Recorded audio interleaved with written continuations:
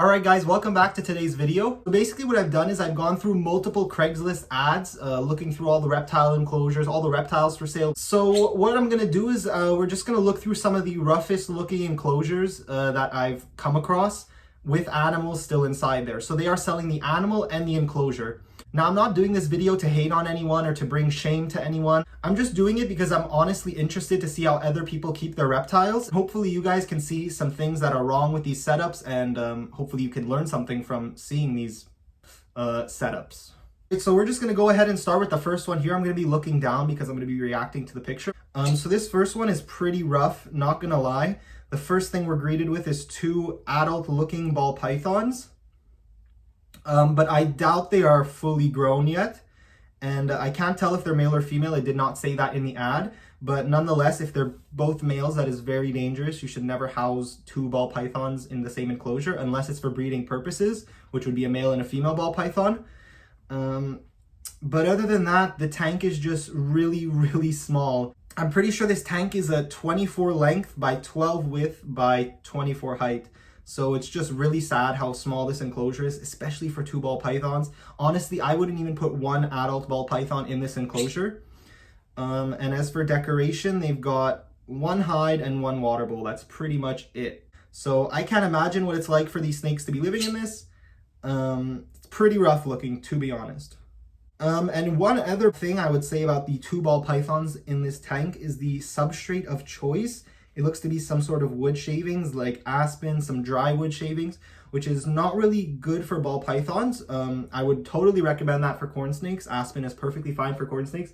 But for ball pythons, you might just want to go with a substrate that can hold a little bit more humidity, such as an eco earth layer and then some forest floor or some other thing, not aspen, some reptibark, anything else except aspen, because that does not hold humidity very well.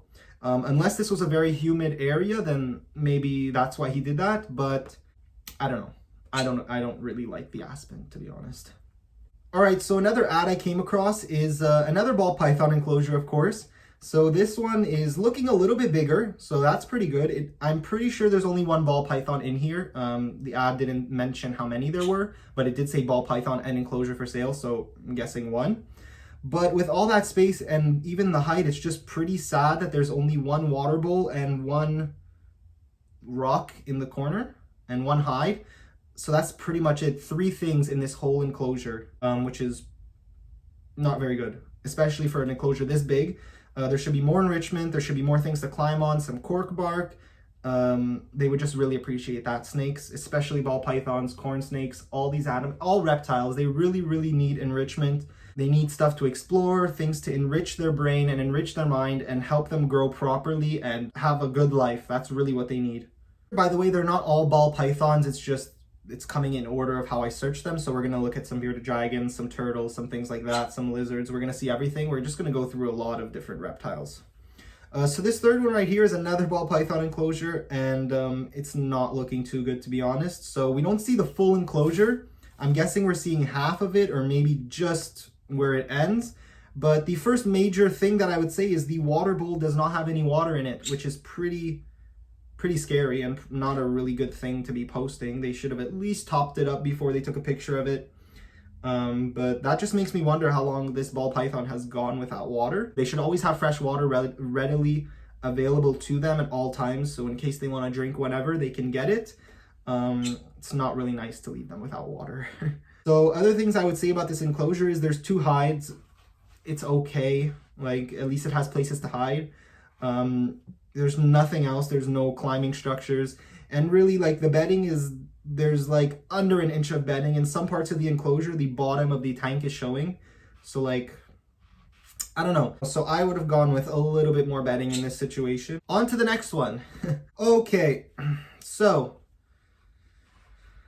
guys, it's not good.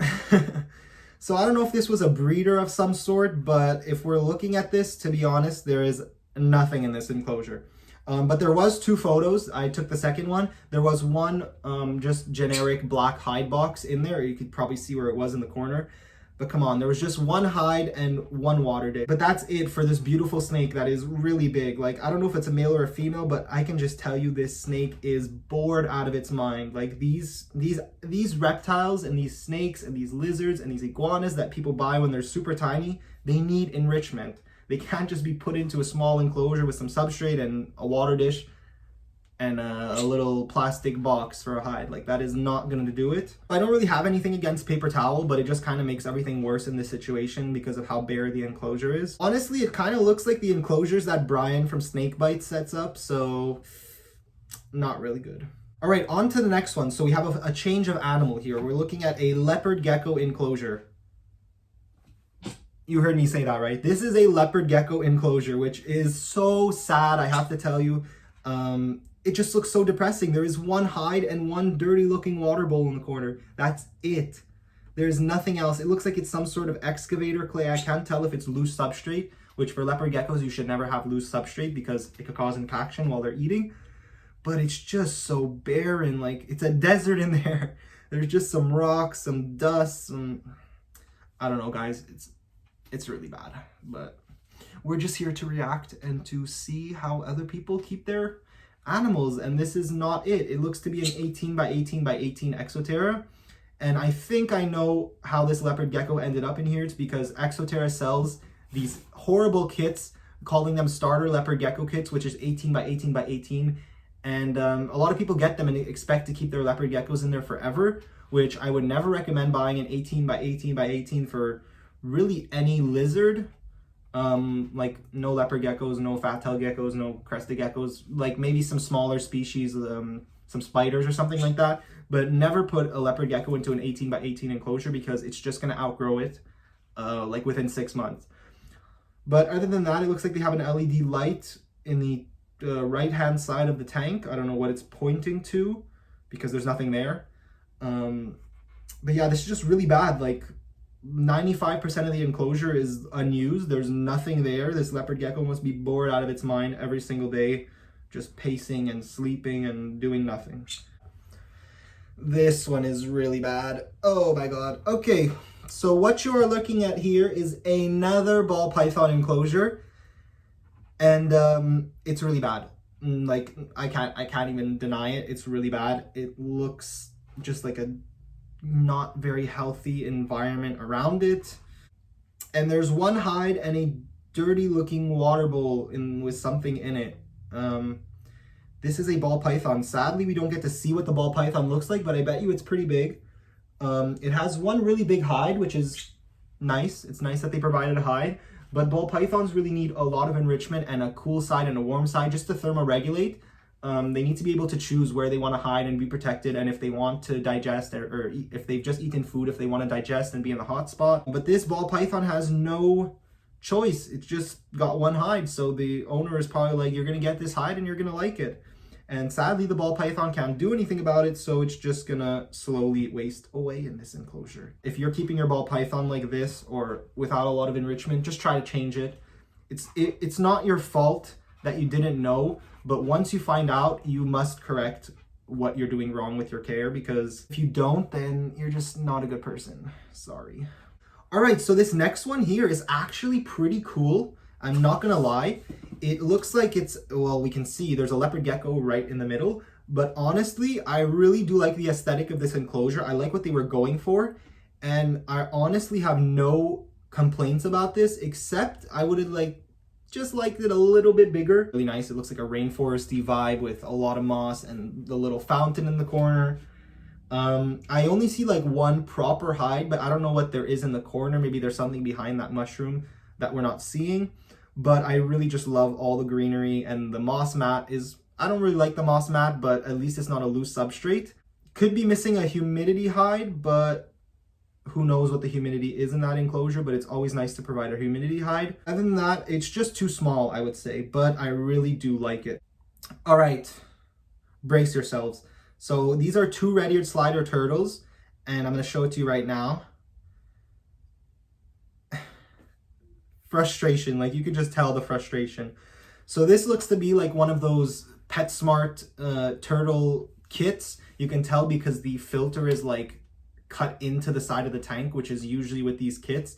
So it's horrible because you can't even fill up the water level to the top of the tank, which means the turtles are stuck in like, what is that, 3 inches of dirty water.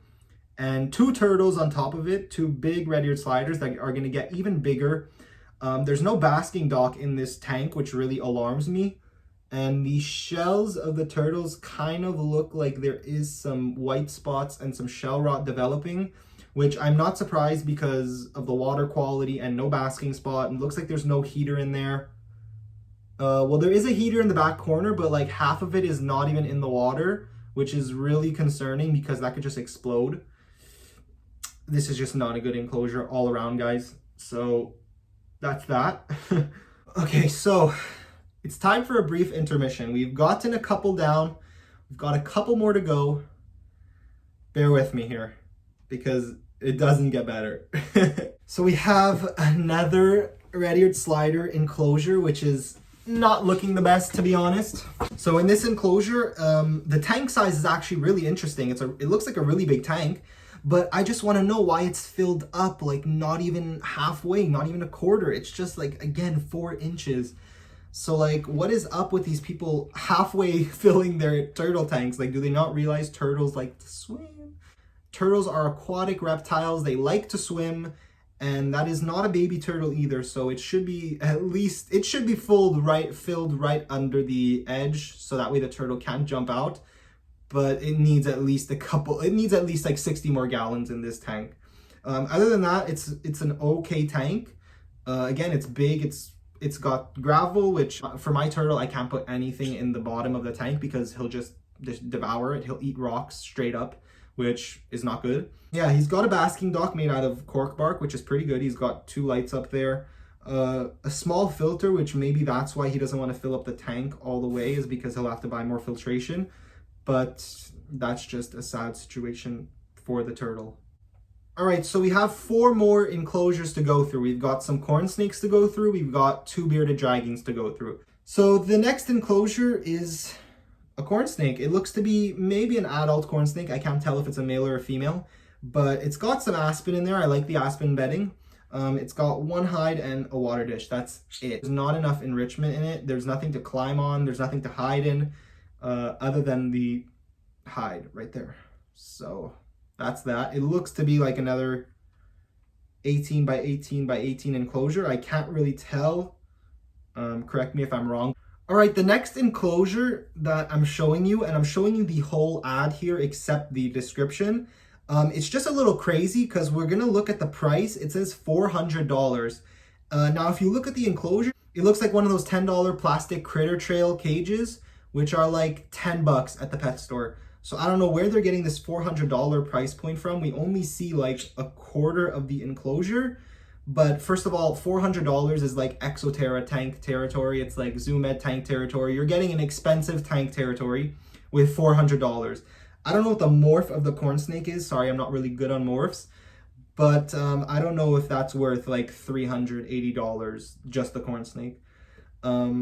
But yeah, you can see in the top corner, that's plastic grill, that's plastic ventilation holes, and the top where you can open up the top of the enclosure, that is a plastic critter trail cage, which is literally like $20 at the pet store. I don't know why they're selling it for $400, but that's that. We can't really see the enclosure, but I saw what I saw, and I saw that it was $400, and I kind of freaked out because that's a lot for a plastic cage. On to the second to last. We're almost there, guys. I know, it's very painful.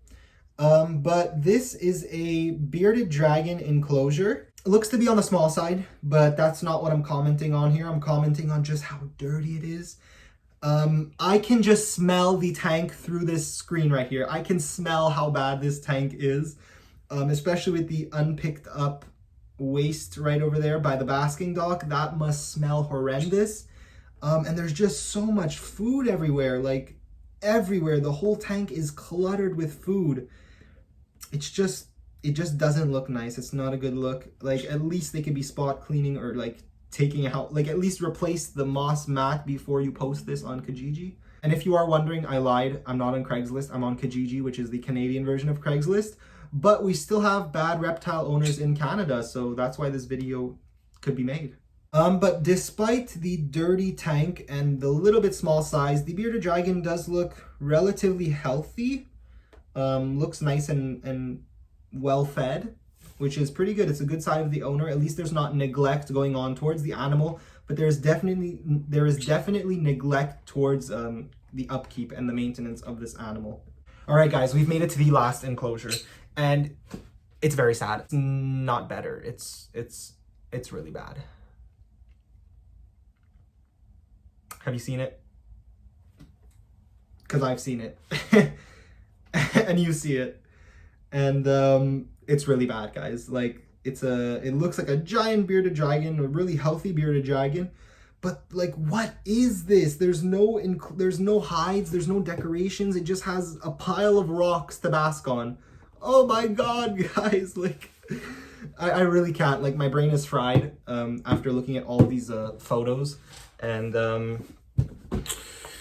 so I'm just gonna kind of leave it at that. I'm not even gonna talk about this enclosure. It just looks really, really sad. So thank you guys for watching.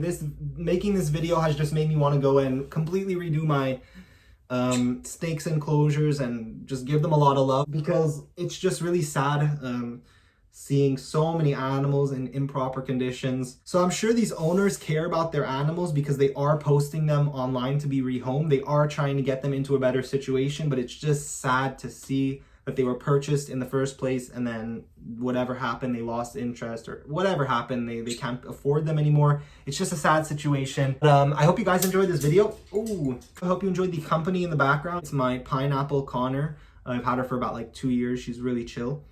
But that's pretty much it. So I'm fried, guys. I'm defeated. I'll see you in the next one. Take care.